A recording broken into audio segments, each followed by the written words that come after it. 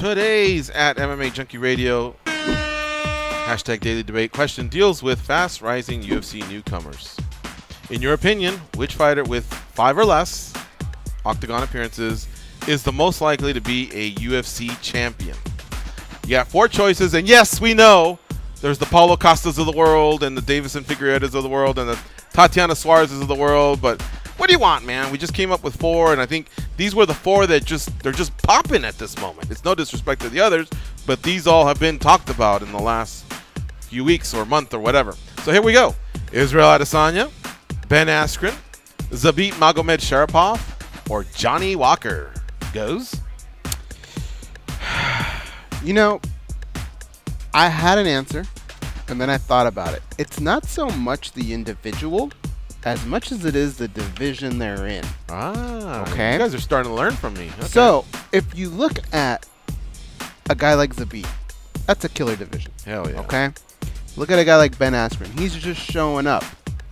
That's another tough division. Okay? I'm actually going with Izzy, and it's not because he's the flavor of the week. It's because of his division and where he's at in it and what's going on in it. That's my pick. But I wouldn't be shocked. I've said this before. Ben Askren, I really feel like whatever happened with Dana went away. And if he looks impressive enough, I think he has that type of personality that Dana likes. And we all see that it's all about money. And all those hard feelings will go away fast. And he will get fast-tracked. Okay. But Izzy's your answer. Izzy's my answer. How about you? Okay. So, yeah, Sharipov, he's a stud. Mm-hmm. But he's in a stacked division. I think language barrier. Volkanovski's ahead of him, and you still have like Aldo shows he's not done.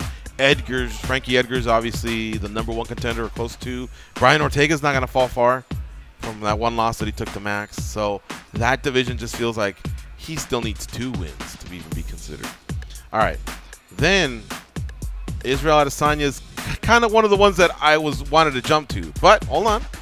Ben Askren, it's interesting that you brought him up.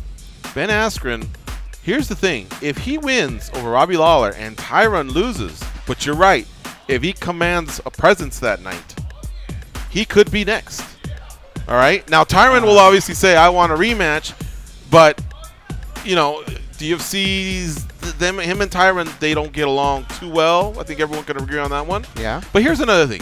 Not so much that, because a lot has to happen, and Tyron's the favorite. I just stared at the odds earlier. He's -170. Most people will probably take him, I think, going in that fight. I feel like that 165 belt is really, really more around the corner than people think. Mm-hmm. And I think Askren could go there. So I think Askren has 2 cards to play. Well, that. All right. Now, lastly, there's Johnny Walker. Johnny Walker. Now, people are going to say, George, don't open your big trap because Johnny Walker's in the same division as the GOAT, John Jones. I get that. But John Jones is so far removed from the contenders that he may explore heavyweight because there's still, as we found out recently, DC's still going to continue within the sport. There may be a chance that he actually goes up to heavyweight and fights, or who knows, maybe Johnny Walker just gets a shot at John Jones and takes out John Jones just because Johnny Walker looks pretty devastating actually. And he can match Jones' size, and he's a little unorthodox, so I'm going to go with Johnny Walker, believe it or not. You're insane. Yes. The question isn't who's going to fight for a belt. It's who can become a champion. So he's got to get there and win that belt. Dude, you picked the hardest guy in all of mixed martial arts for him to beat. It's not the most stacked division, though. And again, Jones got to get there. Jones could go to heavyweight. I'm telling you, this champ era has them all thinking. Look at Henry Cejudo. He doesn't even think about Joseph Benavidez right now. He's like, no, I want to be a champ. I want to go to 35. I want to fight TJ. The hell with Moraes versus Dillashaw. I want, me. Everybody's me. Mm-hmm. And so I just think that John Jones, like, he might have, what do you call it? He might have Anthony Smith and maybe Corey Anderson. But are those really sellers? Are those really getting his tail to wag? No, man. DC or whatever weights him at heavyweight will probably be more money and more about legacy. Therefore, I think Johnny Walker might be able to slip in through the back door. Are you sure? Well, I'm not betting my life on it. No, that you want to say that this is your pick. I'm sticking with it. George, the lines are up right there. If I were to say Johnny Walker versus John Jones, do you know what that line would be? It'd be less than the one against Anthony Smith. He's minus 1,200 against Anthony Smith, plus 700 for Anthony Smith on the comeback.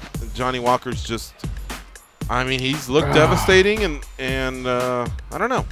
That's my choice. That's my choice. Hey, thank you to the 7% that didn't leave me hanging on an island here. 7 times there was like 2,000 votes that came in. That's 140 people that agreed with me.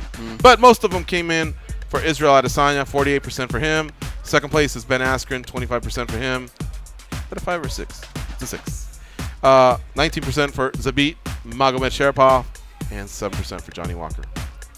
There you have it. There's today's daily debate brought to you by the MMA Junkie Radio team. Thanks to Junkie Nation, readers of the site, listeners of the show for voting.